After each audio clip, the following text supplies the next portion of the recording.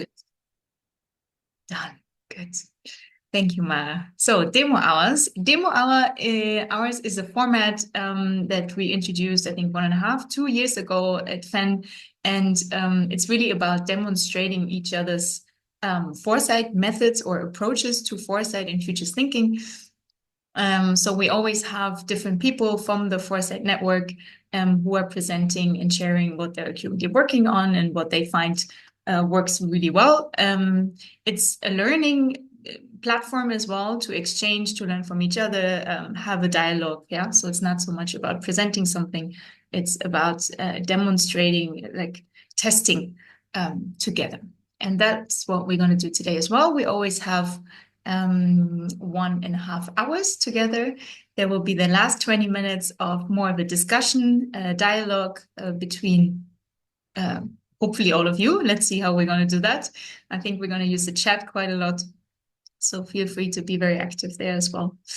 Yes, and this is the format. So if you have something that you want to test, demonstrate, share within the demo hour format, please feel free to reach out to us.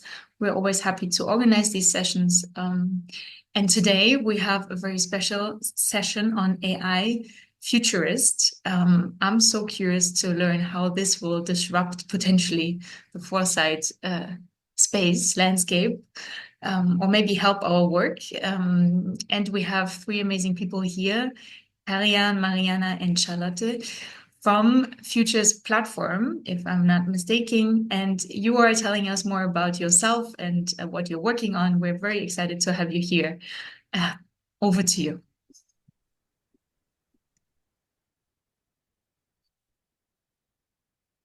Thank you so much. Just a second, I will try to share my screen for you to get started.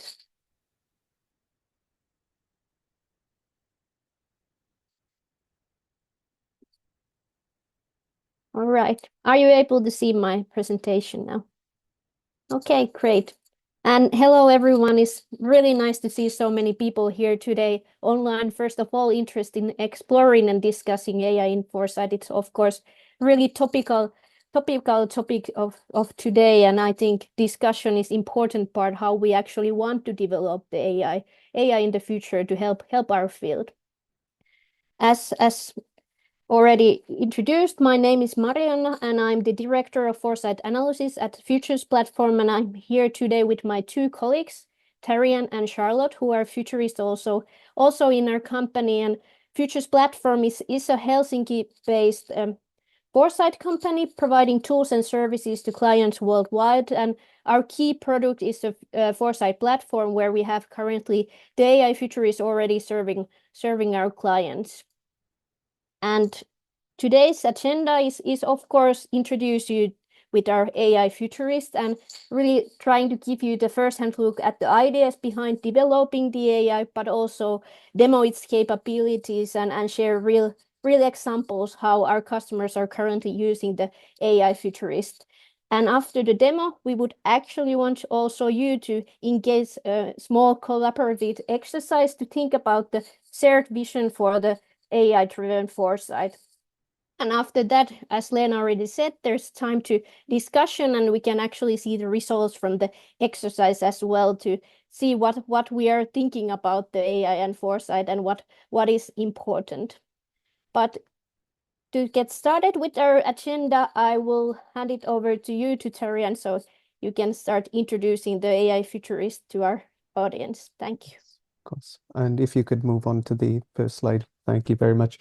So as you can see, Futures Platform has been practicing foresight from, well, over a decade now at this point. However, as an organization and officially founded in 2016, the company has been evolving the tools and the content that our team are producing for our clients' needs.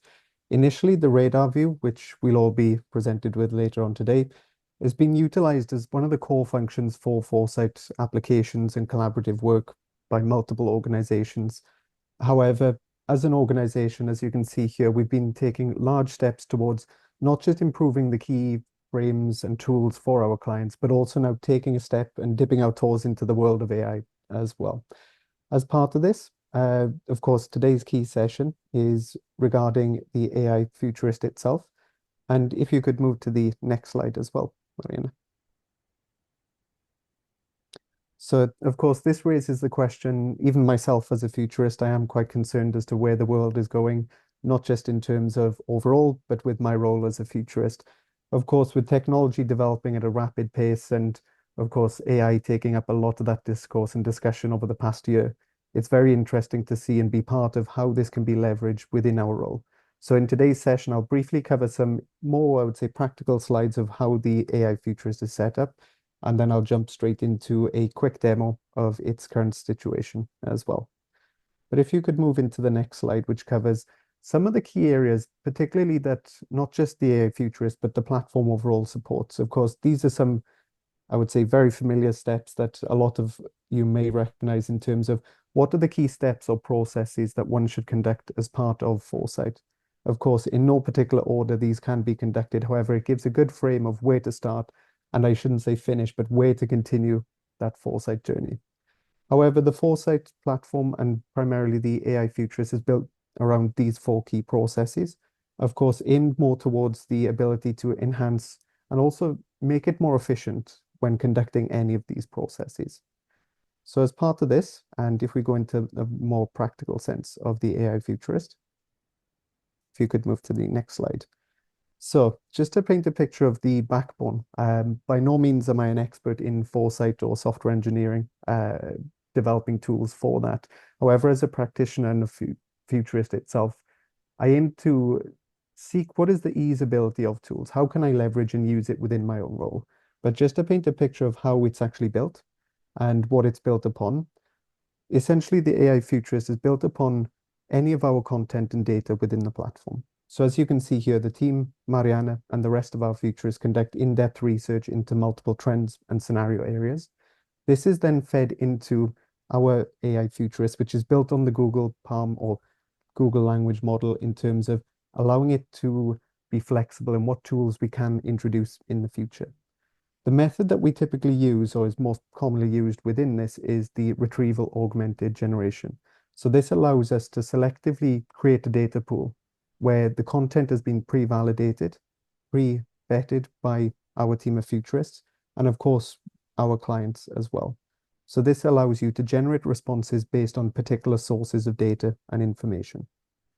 If you could move into the next slide.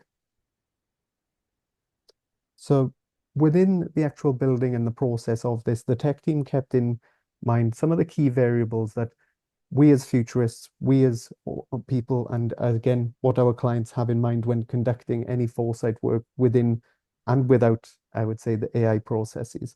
So within the content and also the research process itself, we always have to keep in mind that the content has to be relevant and reliable. So having that baseline of content that's produced by our team acts as an area that can always be drawn upon, but of course added to by client data. The transparency is equally as important, where, as you can see on the right-hand side of the screen, at the bottom of every generated response, we provide a list of all the content that was used to produce and create that response. In some cases, of course, it will provide you with existing content from the platform, but this will also be used to generate brand new trend areas, developments, or of course, scenarios as well. So the third point of this as well is to provide more of, I would say, versatility to our work. Of course, it can be quite cumbersome to begin a brand new Foresight project. Having the research questions in mind is one of the core things that we aim to do. This guides the full study, but the Foresight within the platform itself allows you to explore different avenues, not just for the things that we know, but also a good thing that Nick brought up previously, the things that we don't know. What are the things that we already know within our organization or within our scope? But what are the things that happen outside? So you can use it within multiple ways to essentially blind spot activities and events from outside. And then finally, as I briefly mentioned, it's of course customizable. So here you can incorporate your own data sources and data content to feed the actual Gen AI. We understand that, again, it can be quite intensive in terms of where this data is going. However, within our own content and within the platform, it's all kept within a centralized area, only accessible to our clients in particular groups. So it's never shared between multiple users from different cases. If you could move to the final slide here.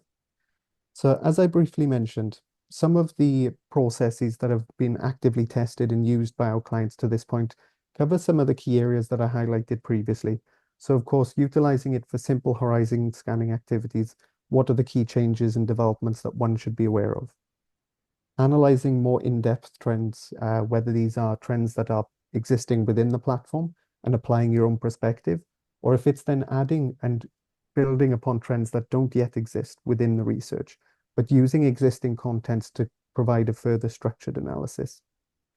One of the final things I will admit that as a futurist, I don't fully advise, and I personally advise that people should learn how to construct and build scenarios before engaging with any AI, but it can also support that, again, relying on our content to build more structured and I dare I say accurate scenarios in terms of perspectives, personas, and again, using multiple frameworks.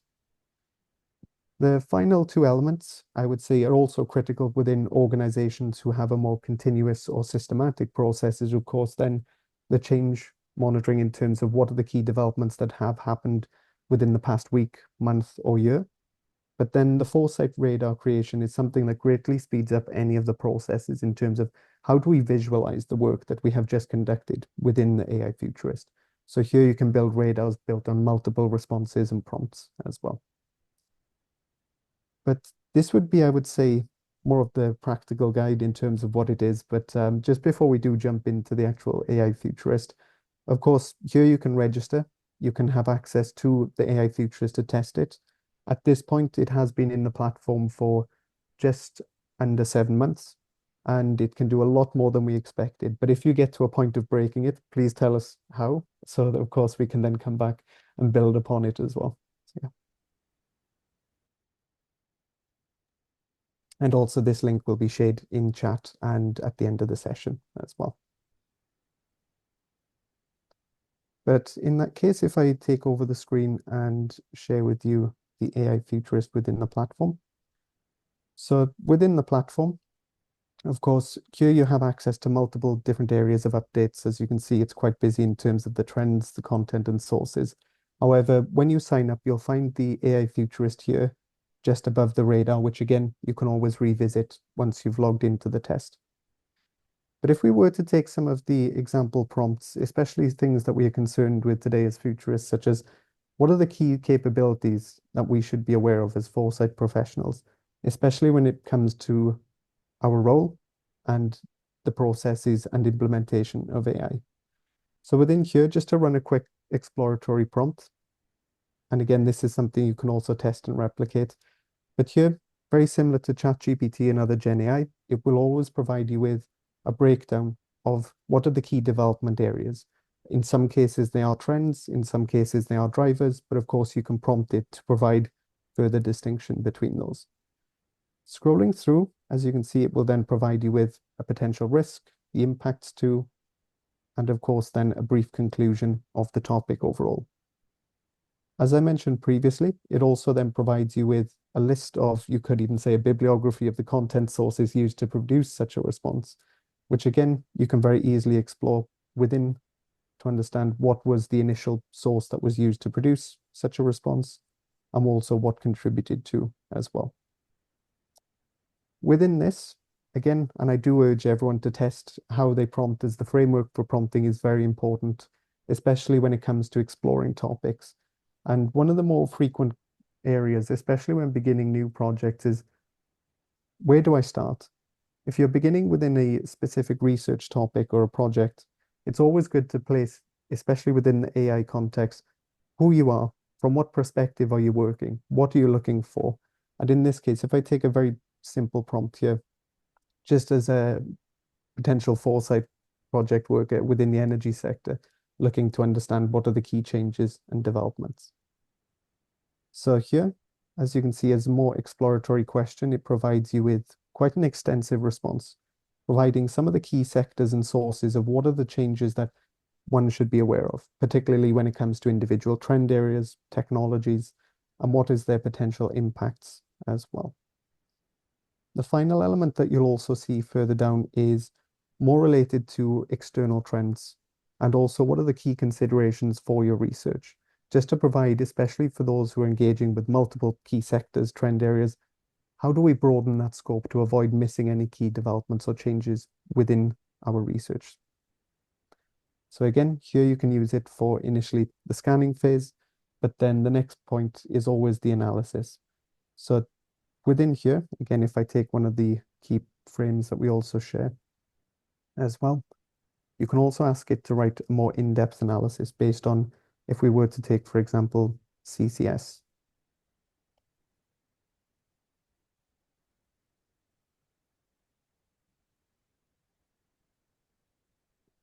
Then very simply, it will provide that response for you. Whilst we wait for it to load as well, I will say that over the last 7 months of it being within the platform, we have seen it reduce the hallucination effect in terms of the content and structure of the responses. So here is, again, by prompting it further descriptions of what you're looking for, how you would like to have it delivered, it provides you with more of a clear output in terms of that. But again, here it's very important to, of course, review the content, first of all, to check the accuracy, but also to check if it is relevant to the actual work. And then from there, you can provide further instructions for prompting, adding additional perspectives, adding additional questions to refine that to a more topical area. And again, as you can see here, for example, it'll provide you with a list which has now been narrowed based on that individual focus, but it can also be used to generate and build further lists when it comes to your own horizon scanning work as well. If I were to then share with you one final area, which, as I mentioned previously, I do recommend that people learn how to build scenarios, whether it's using any of the methodologies, using impact and certainty matrices, futures tables, PCA, or multiple other methods. I advise that people learn this before testing because, of course, it's very easy to take this as a quick example and a quick output of what scenarios, but by no means does it share with everyone the amount of work that's gone into the actual building and writing of scenarios. So if we were to take, for example, these two trend areas, I understand they're not key drivers just here, but if we were to take these as some examples for the actual scenarios as well, it will then provide you with an output.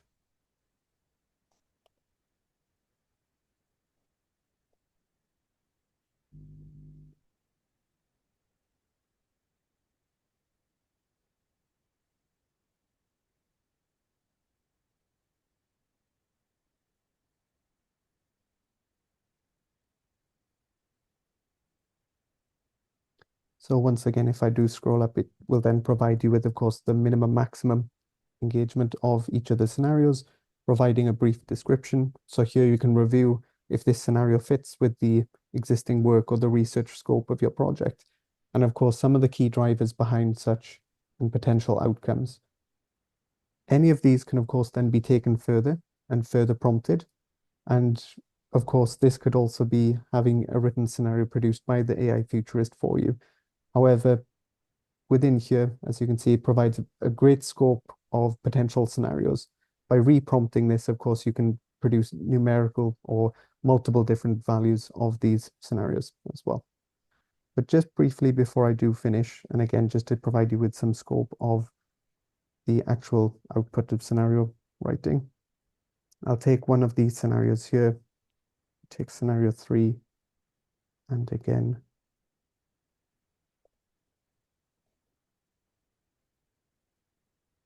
add it here as well. So again, purely by asking it, and of course, politely asking, using please, here you can ask it to write for you the actual narrative or image of such a future, followed by a brief development path, which can be used for more of the monitoring phases and development phases when it comes to strategy setting. The other thing that has been tested by some of our clients is not only having a typical narrative or a typical image written of the future, but also using it to personify potential clients, patients, or customers of the future. So here, personifying the actual scenarios based on, again, whether it would be more direct input as to who this person would be, or it could be more open, but the AI futurist can fully generate a, let's say, future persona for you in that case. But the other thing that I will end the actual session on in terms of the AI demo is, of course, any of these responses can be utilized to create a more collaborative radar where the human-led work can take over. So if we were to go back to one of the horizon scanning areas, which can then later be used to produce more human-centric work, here you can very quickly generate a radar based on particular responses, which can later be used to, of course, orchestrate participatory workshops or collaboration functions internally as well. But this is where I'd like to hand you over back to Charlotte and Marianna to give an introduction to such work and also begin some collaboration work with everyone. Thank you.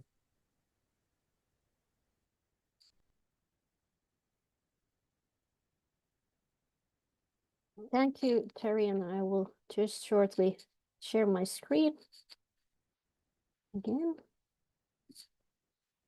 And as already mentioned, you can register for the free trial. The link is on the chat already, and the trial will be open until 4th of November, and we will activate the account shortly after this session, or you can go in with the QR code as well to register yourself there, just simply leaving your email address, so you will get invitation by email.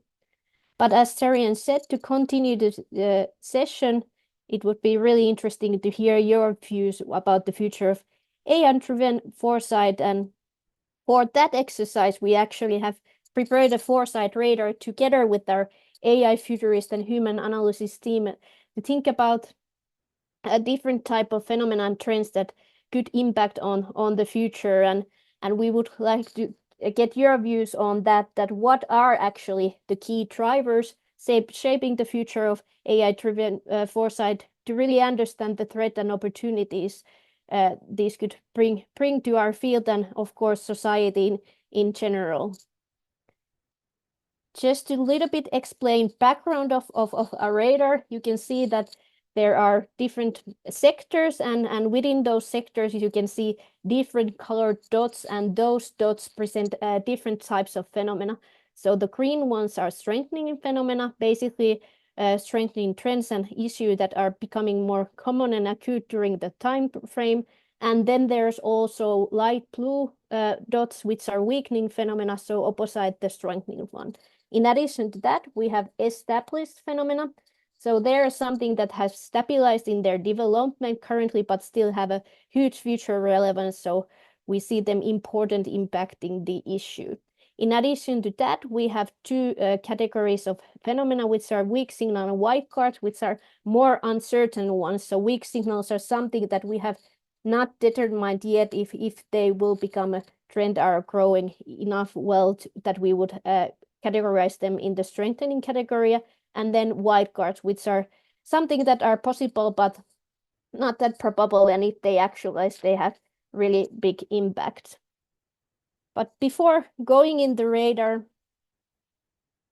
here you can see the instructions. So we would, each of you want to go in the radar and select from there the top 3 disruptive phenomena shaping the future of AI-driven foresight by 2033. So in the next 10 years, so picking 1 to 3 phenomena from each sector, and totally from the radar 5 to 15 in total. And recording your choices will be quite easy in the radar. We will share the link shortly in the chat, but basically you can click open the phenomenon cards, and then you can find there the thumbs up button. So that's the way you can record your votes, and Charlotte will shortly show you how to do it actually in the platform. And there's also the comment section that you can leave comments to highlight the opportunities and threats to back up your choices as well.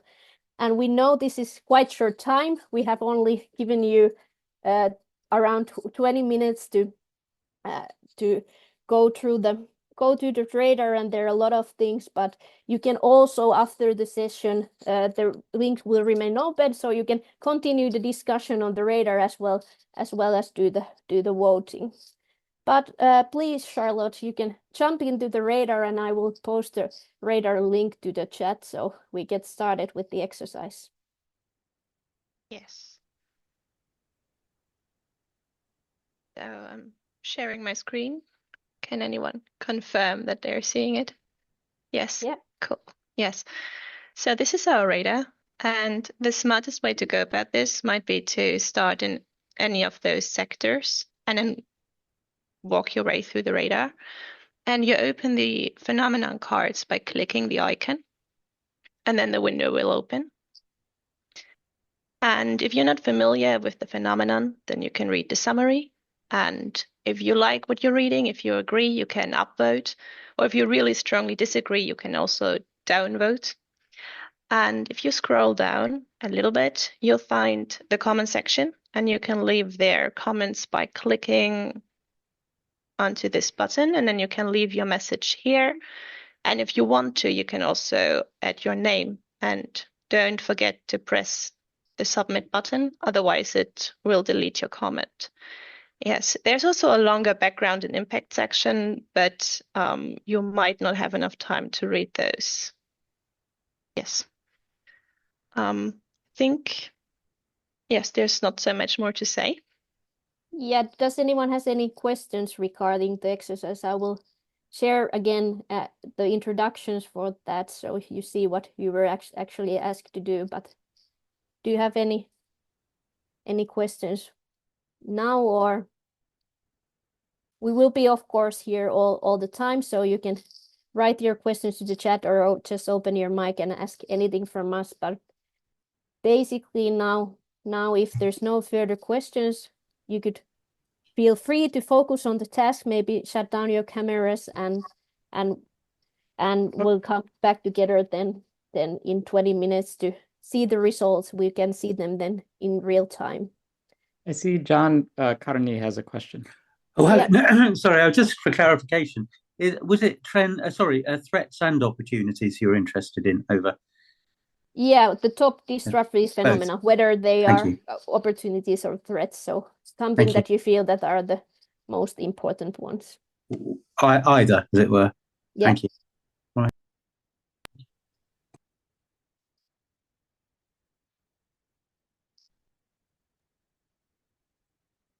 And how do we access the radar again?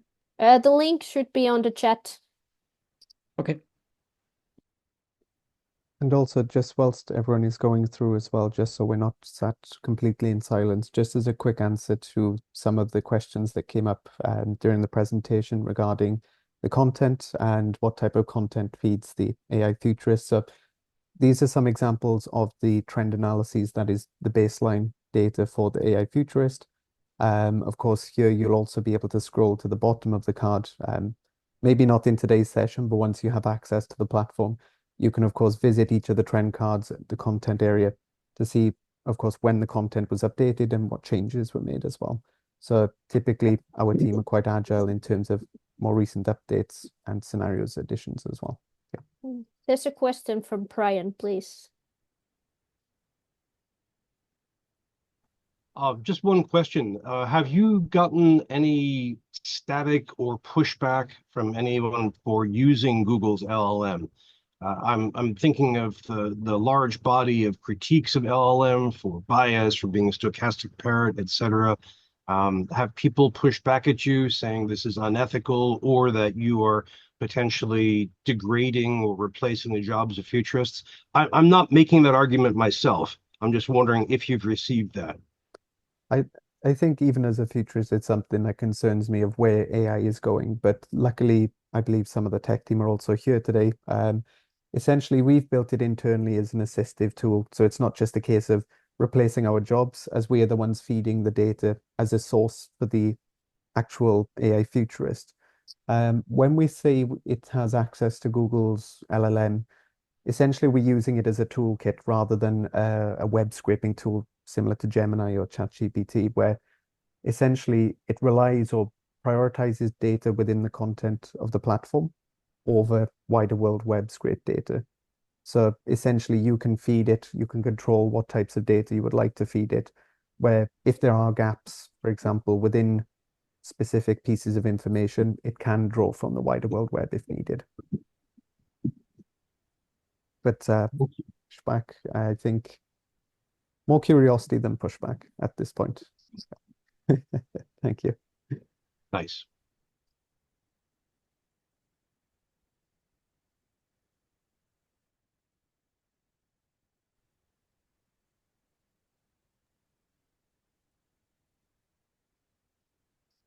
I believe John has a question. Sorry, it's me again. I was going to say I don't speak very good Finnish, so I noticed as some of the text underneath available in English, do you know, or is it just I clicked on Some are in French too. So I'm Some are in German, I think. But you can understand that. Come on. Yes, I think it's in German. I can probably work it out. So if you were to open any of the trend analyses, towards Yes. the top part, you'll see the translate function. Lovely, If you thank press the arrow down, you Thank can you. select it as English. As again, my Finnish, German, or French isn't the best neither, so not a Thank you. problem. Sorry to ask too many questions. Thank you. No, not a problem.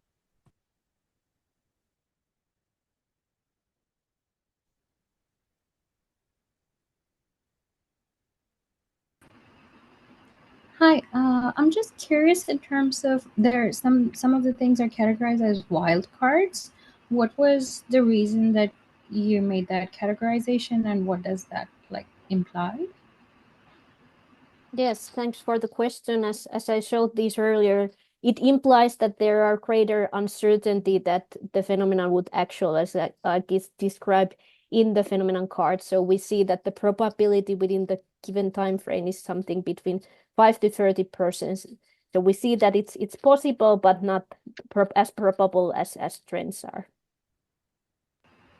Okay, and does it start to impact then that particular division, or like say, for example, I'm looking at AI starts writing itself.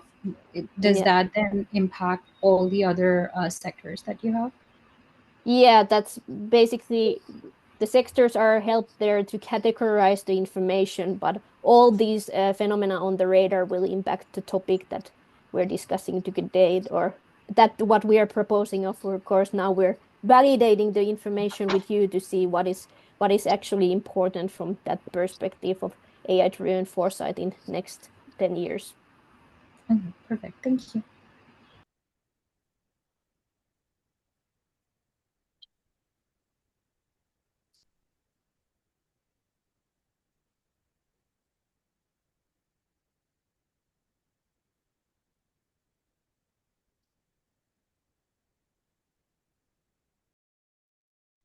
So there's also a question as well in the chat from Colin regarding the data sources.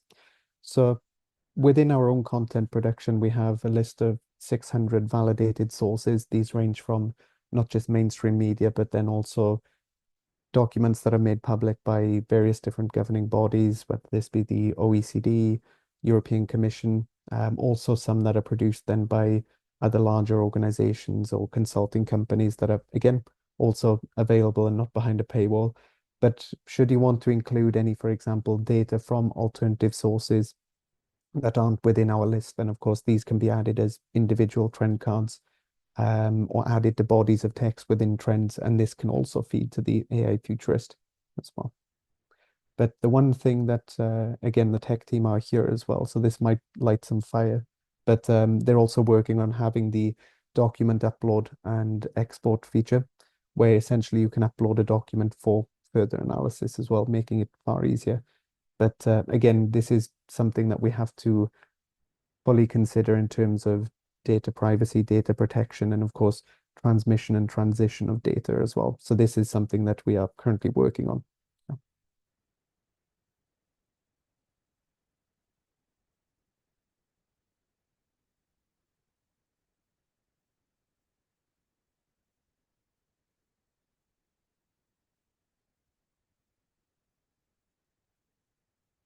So another question as well in chat regarding the creativity and novelty of AI. So with this as well, I think with AI in general, the creativity part is often something that's still being built upon. And as you can see, it's one of the trends within the radar as to how creative can AI foresight, AI within foresight be, as it only knows what it knows and it provides a response based on that. But what I have learned by using the AI Futurist, it's all about the prompting framework. Of course, if you were to feed it potential, let's say, directives in terms of what type of novelty you would like to have it, it can, of course, then feed the narrative or the responses it's also providing as well.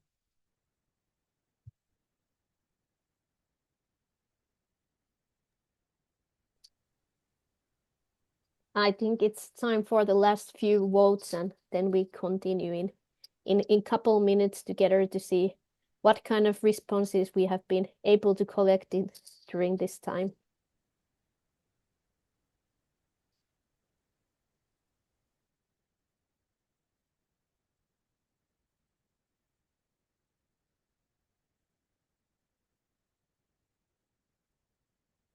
And I think just to add as well, as there were a list of questions as part of the same comment.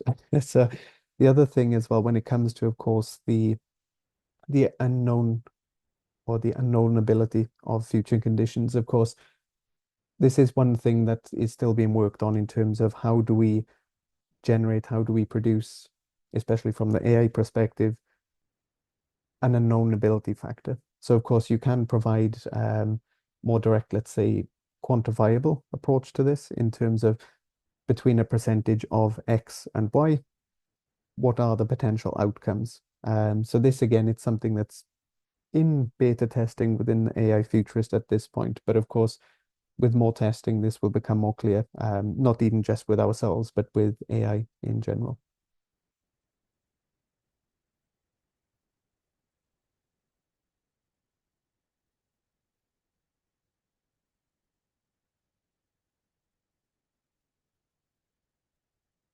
And there's another question as well regarding the capability for analyzing. So it depends on the type of data at this point, where if you were to have, let's say, for example, a form of report, portions of text, this can, of course, be added to the data pool for analysis. The team, as I mentioned, are working on a far easier way of uploading a specific content piece or document to this for analysis. And then again, in the future, it's also looking to have the ability to analyze more quantifiable data as well.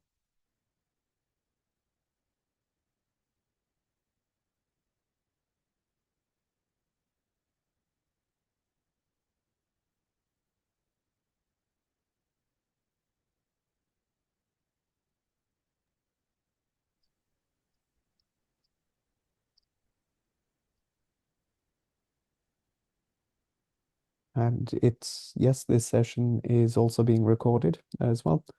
And just quickly, as we have 1 minute left, there's one question as well from Nick regarding cross-impact analysis. So at this point, we're testing, or I've been testing, different ways of identifying whether it would be multiple drivers using different frameworks such as PESTER, cross-impact analysis of multiple trends in terms of course, how many trends you would like to have as part of that cross impact is purely down to yourself. But I have tested using the PESTEL framework with a particular perspective, not just for the producing of futures tables, but an overall analysis of how a selection or multiple trends can have an impact on a certain, I would say, event or particular area of interest. The variables, however, again, this is highly dependent on the information you feed. So for example, you could reproduce, or the way I've been using it is to reproduce the same prompt, but providing different variables or trajectories of where these trends are likely to be. And of course, later on, we can then include alternative ways of either including those variables within the trend text or building it in as a more direct query as well. All right, I think our time is up, so let's continue the session together. And thank you everyone for sharing your votes and comments. And now it's time to actually see the results, what we have gathered from you together. So Charlotte, could you please share the radar results so we can look them together? Of course.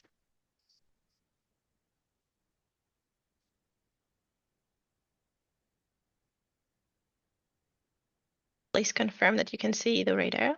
Yeah. Yeah.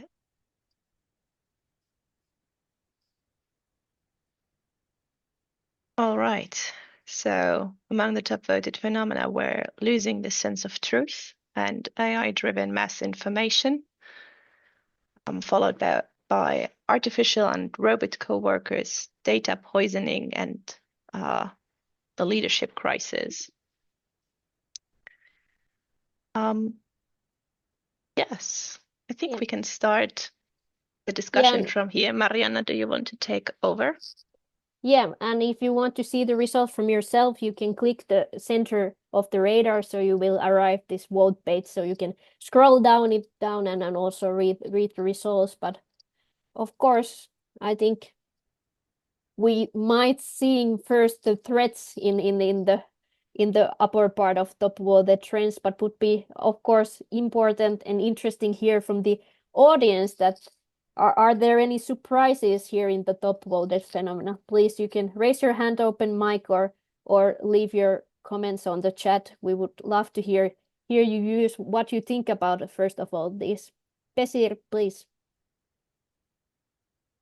Thank you very much. I was actually in a Foresight conference a few weeks ago, and one of the biggest dangers with misdisinformation and all the way up to special operations is behavioral modification, cognitive dissonance, and all the way up to cognitive impairment. Now, I'm not a psychologist, but looking at the young generation, using TikTok and several other platforms that reduces their attention span. And actually, I've spoken to a colleague who's a forensic accountant, and he told me that there are hardly any people wishing to join forensic accounting because of the attention span. So that is a major danger. One of the most important dangers we are facing. And data poisoning is something close to my heart because almost 20 years ago when I was interning, the online psychology experiment platform I was running was repeatedly abused by users. So each individual was allowed to take a psych experiment once, but because they were going to get paid, so people were repeatedly taking the experiment and thereby possibly poisoning the data. Luckily, there were safeguards, but I also proposed safeguards. So it is something dangerous. I mean, things that where you have your control is easy, but what about when you're dealing with a colossal amount of information? Thank you very much, and congratulations on the product. Yeah, thank you. Thank you for the great comments, and I think the losing a sense of truth is a real threat, and the mis and disinformation that it's part of the information that we have in the internet, and I think that's been one of the really important points for us developing the AI, that we want it has to have the reliable content and all the sources, because otherwise it's not meaningful or impactful results that we're getting out of there. It's rather than leading us. Anyone else to want to comment on these results? Something surprising or maybe something missing that you would expect to be here as a top voted phenomena, or completely missing from the radar?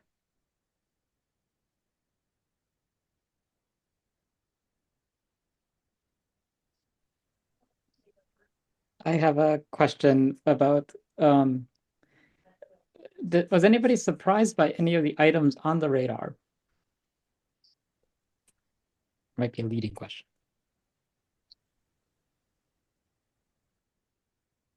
Bart, please. Yes, I was. I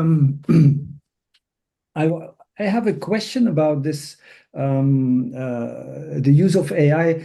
What I'm a lot concerned with is that sources of where the information come from is not clear. They are not clear, and I wonder if it would be possible to label every statement with the original source of the article or scientific research or publication it comes from, so that at least you can know where it comes from, and that the recycling of misinformation, if it gets recycled a lot, it gets on top and it may bury all the rest while you even don't know where it comes from. And I use AI, that's my frustration. I don't know where it comes from. So I still have to go to the internet to double check the stuff that's being said. And I see often that if you search in the same area but for different countries, they will tell you the same thing. So then I start to doubt, can I use it? So if we use this in this tool, do you have some kind of safeguards or ways to go straight to the source and make sure that what is said can be traced back to where it comes from. And the second question I had is, can you protect your sensitive data in a way that if I work for a client, I'm a consultant, so if I use sensitive data of a client, can I use it on the platform without it getting spread out of my control, and that some other people might put it public, or that's one of the other concerns I have. Over to you. Yes, Tarian, do you want to comment on this one? So this is one of the things with any of our content. So I think, or even with our clients' content as well. So the first thing is, of course, about data transmission, which is equally as important, as you mentioned, of not just the case of where do I find this data or how do I qualify it, but including your own data that can be utilized as a means of accessing it, analyzing it quickly, so you can control that level of content. With our own content, I believe Marianna will provide a bit more of an answer on this, but when it comes to the AI component, by feeding it and training it on our own data, it gives it essentially that baseline. It has the context, it has the, I don't want to say general knowledge as such, but it has that baseline of data that can be used to draw upon. But then the more important question is always about the prompting. So as you mentioned again, when it comes to different perspectives from different regions, different organizations, companies, you name it, it's all about how that prompting is framed, because that is an equal, I would say, point of how do I qualify or receive a qualified answer.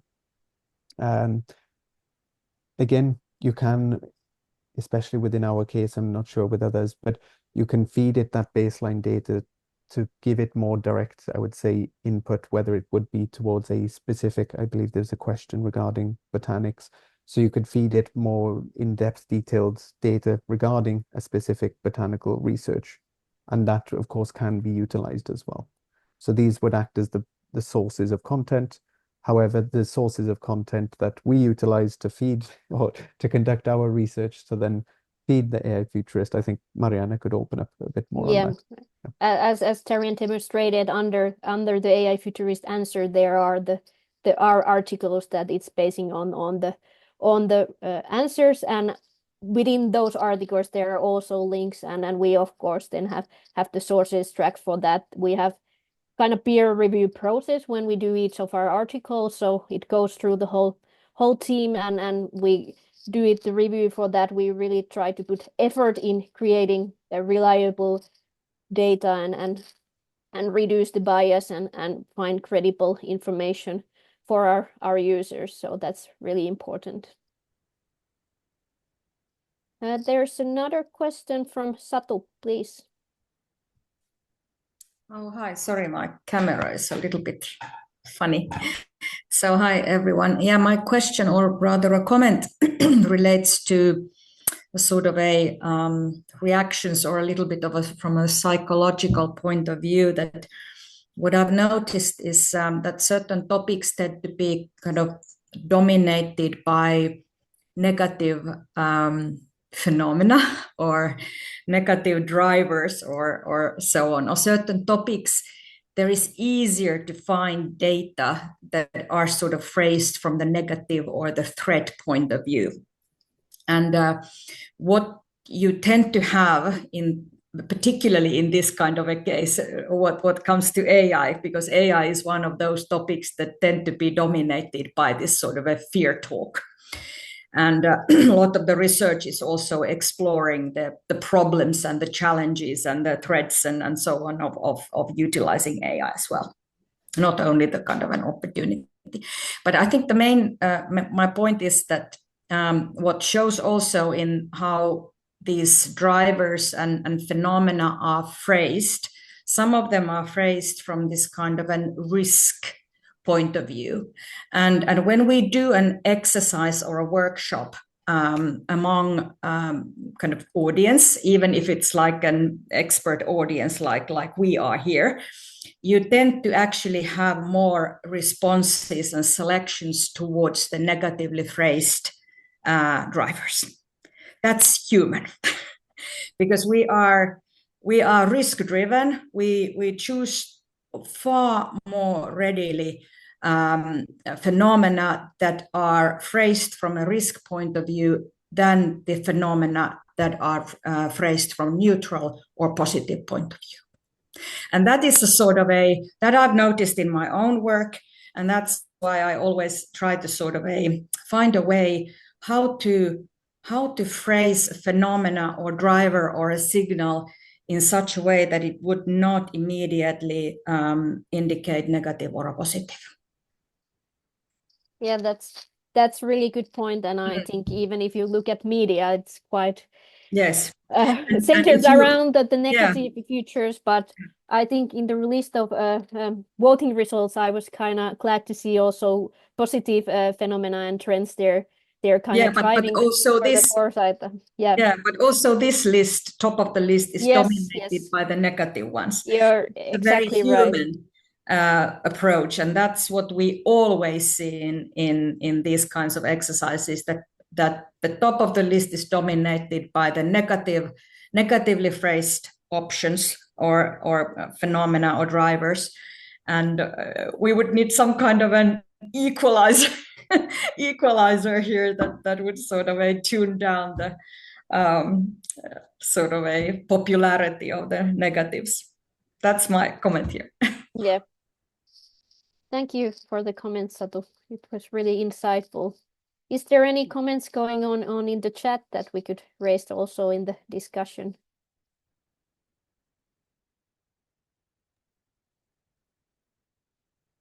Yes, so there's one here by Johannes regarding how can the AI futurists help us to get out of the getting ahead of the curve or producing projected or used or shallow futures?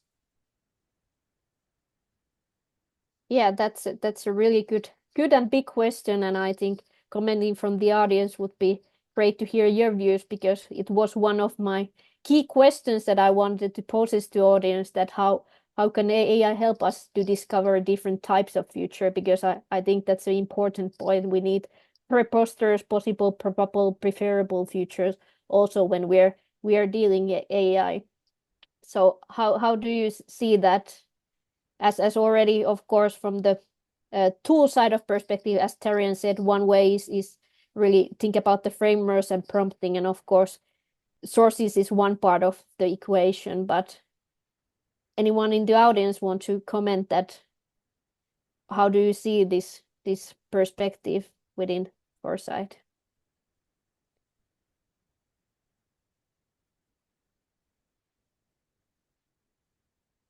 Alisa, please. Yeah, hi. Yeah, I'm sharing, Johannes, your worries here. And my opinion is that if we think about like the creative output of generative AI, it tends to offer more standardized or more like average results. So I think we can see it in like even if we use Grammarly or whatever spell checker, then it will advise us to rewrite sentences in a certain way. So I think that could also translate to our field, and I think there could be a risk of narrowing the scope of potential futures rather than opening up. Yeah, thanks for the comment, and I think it's important threat that we should consider. And of course, when we have been developing the AI, we've been considering this perspective, trying to kind of also help us AI to expand our own views and bias, maybe integrating something that it gives us the answers that we are not necessarily looking for, or the most probable answers, in order to give variety of different futures. I see there are many hands raised. Maybe Jari, please go next. Okay, thank you.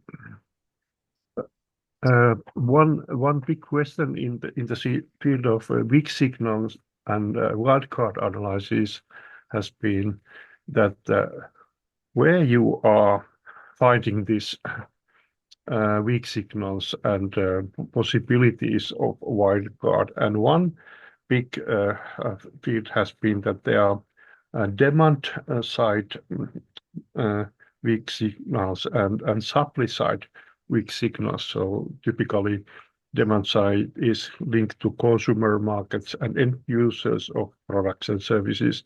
And then the supply side is dominated by corporations and companies in the world.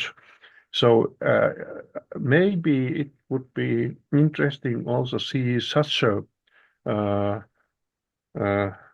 map where you see that which signals are based on a demand side analysis and which signals are dominated by the supply side or this kind of business life logic. So then it would be maybe reveal some interesting things in this discussion of future options, what are emerging in different places of the world. Because if we don't have this kind of understanding that what are coming from the supply side and what are coming from the demand side, then it may be not good for decision makers. And then they maybe can be in a way biased, or they don't see that there may be a bias because some fields are dominated by supply side comments and insights, and some things are very much dominated by consumers and end users, demand side. So this maybe needs more discussion.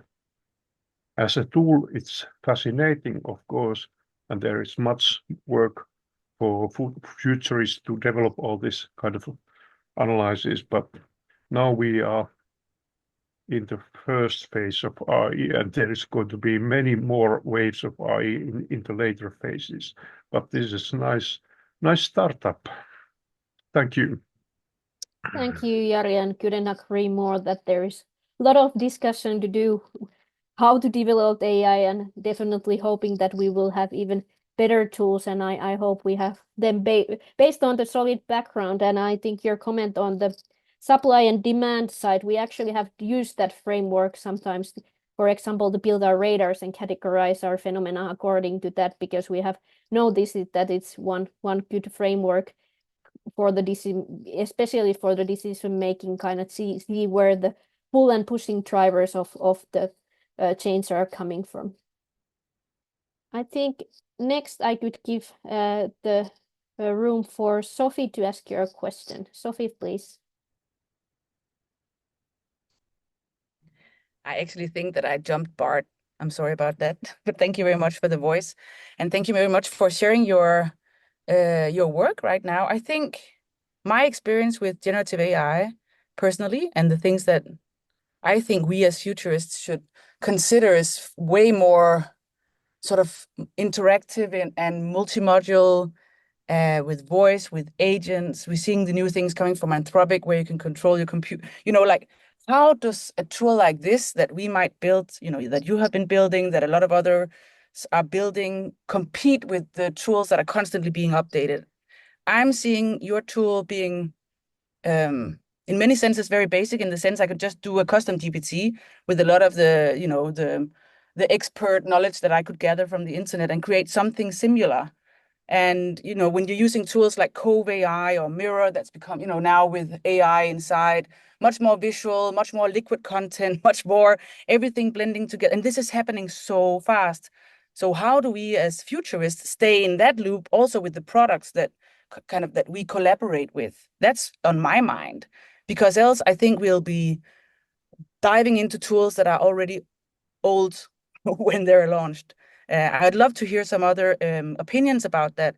I mean, it's so great that you're doing this, but I'm just seeing so many other tools out there that are kind of far preceding the capabilities, and they continue to come. So it's all about staying updated with that. And when and also like real-time knowledge being updated on the expertise, because building expertise in a very slow process like that might not be sufficient in the future. So being much more real-time, much more up-to-date, in a much more sort of multi-modular AI mediated future. That is my concern for all human futurists. if you don't understand how to navigate in that environment. Any thoughts? So that is more my thoughts also to you, because you've been working on this AI futurist, that it doesn't have a voice, it doesn't have a sort of a body in some kind of sense, in the sense it doesn't understand context, in the sense of, of course you say the more input you give in the prompt, the better, but what are your thoughts on that moving on, and with the technology moving so fast on the other side? Yeah, I think you're absolutely right, and technology is moving on. But what I think the track we have taken want to create responsible AI futurists. So rather than try to integrate everything and get answers based on World Wide Web openly, it's better to have actually answers based on credible information. But we see the need, and we are searching for the ways kind of that you would acknowledge where the data is coming from. It's a really important question. Where is the data coming from? No, but also to update, and also the transparency. Yeah, because I saw you had some links from 2019, and somehow in my little inner trust barometer in the trends that you had, that kind of brings on trust. Like, this is not, this might be something that's hindsight already. And how do we compete in that, in the sense of creating something that, it's a very typical problem with academia, that everything you do has to be so well, researched, that suddenly everything you come out with seems to be lacking behind. So I totally agree with the responsibility, but I also think that we have to be careful and cautious to build something that's already outdated, in the sense of understanding what might come and the tools that we already have available. Exactly. And just one note from me before we move to Bart's question is, of course, sorry, Bart. It's somewhat of a paradox in terms of, yes, it's a great tool in general with AI. It could be leveraged for many things. However, as a human, we can do a lot more than AI itself. So again, I'm sat between, I'm not a Luddite in terms of I'm against it, but I'm not a full promoter of let's all jump straight into AI and just let it take over any of our roles. But it's one of the core messages that we have, well, as futurists and as a futures platform as well, is when working with our clients, it's about building the capabilities to conduct this work before releasing everyone to access the tools, if that would make sense. It makes sense. It's just more, if I can build a custom GPT using very valid information that I got from experts, then how does your tool differ? And how do we make tools that actually make a difference? To your question as well, how do we ensure that we are still relevant and can give something extra? I think that's my main concern here. And I think I would say, easiest and quickest answer is the humans need the capabilities to do so beforehand, if that would make sense. Because again, just quickly, as my finishing note, when working with clients, typically I share how to conduct horizon scanning, how to do it, what you should be looking for, what are the key processes outside of AI, not using AI, whether it's using pen and paper, PowerPoint, or the platform, teaching them those skills before coming to a demo similar to today, where I ask it, it provides, and then I, as a human, interpret or analyze it. So it always comes back to that human-centric work, I believe. Yeah. Okay, I think now giving the floor for Bart to ask your question. Yes, thank you. So my another concern I have is the participation. So I was wondering, now you gave us this radar on AI. Was that constructed in the company, or is that a product of a participative exercise where all these issues came on the radar? So pragmatically, if I would work with your platform and I would say higher education in Africa, would I get immediately a radar filled up with issues, or would I have a participative exercise with my clients who then populate the radar, and then we do all the other actions to come to the drivers? Yeah, that's a really good question.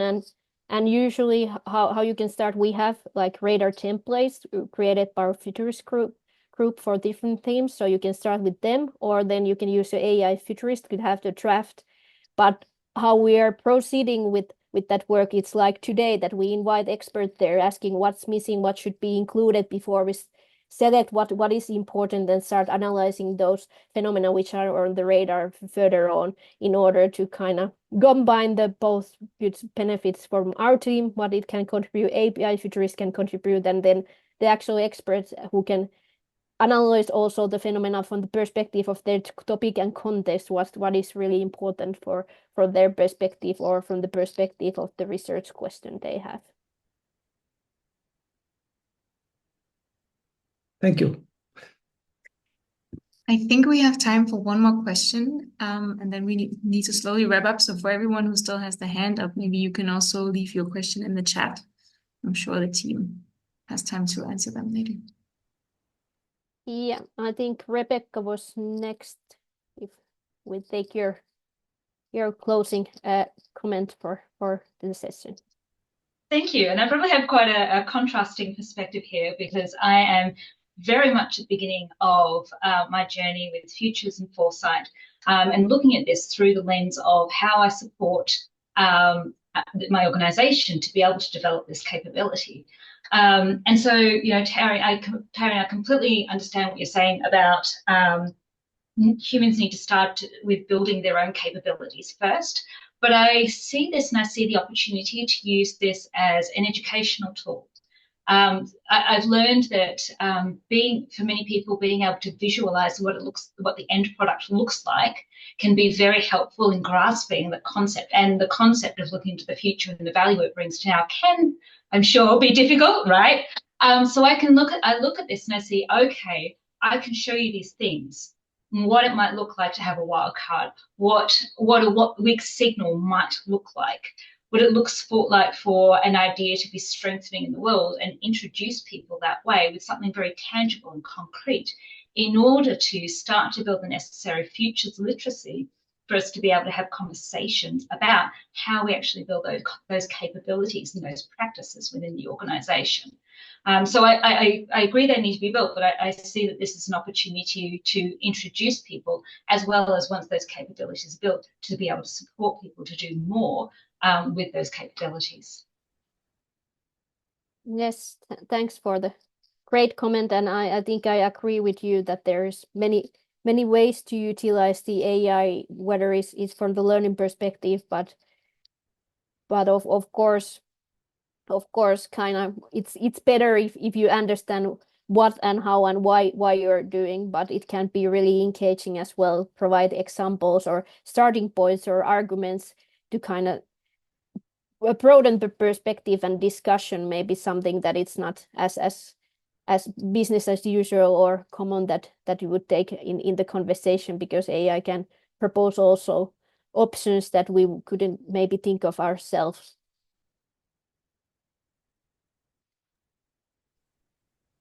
Okay. Nick, I'm just looking over to you as well. Yes, there you are. I think time is almost up. We want to thank all of you for this great discussion, especially to the three of you, Marianna, Tarian, and Charlotte. And I know there were more people on the chat of your team supporting the whole time. So that was really great. Thank you so much. Nick, I think you have some final words. I will share some links in the chat about FEN, and yeah. I'm very happy that you'll share those links about FEN. Yes, I also would like to extend my thanks to our presenters, and it's so wonderful to see, alumni of and nearly almost alumni doing such great work from my own master's degree program that I attended. So thank you for this presentation. And just to follow on the whole conversation, Foresight Europe Network is an open network. And if you are new to Foresight Europe Network, we encourage you to visit our website and look at the members and competences page. You can see who's agreed to publicly show themselves on that page. And that's only a portion of our network. So we invite you to check that page and then click the link to join the network if you're interested to join. There's no fees. There's no we really pride ourselves on being low bureaucracy and high impact. So If you join, you'll basically be invited to events like this and also our annual meeting, and have the chance to chat with other Foresighters around Europe and interested in Europe on our email list. And so welcome to our network if you wish to join. Welcome to update your profile if you wish. And thank you so much. That's all I have to say. Have a great rest of the day. Thank you, everyone. Yes, thank you everyone for having us. Thank And thank you, FEN. Buy it, use it, break it, fix it, trash it, change it, melt, upgrade it, chart it, point it, zoom it, press it, snap it, work it, quick erase it, write it, cut it, paste it, save it, load it, check it, quick rewrite it, plug it, play it, burn it, rip it, drag it, drop it, zip, unzip it, lock it, fill it, call it, find it, view it, code it, jump and lock it.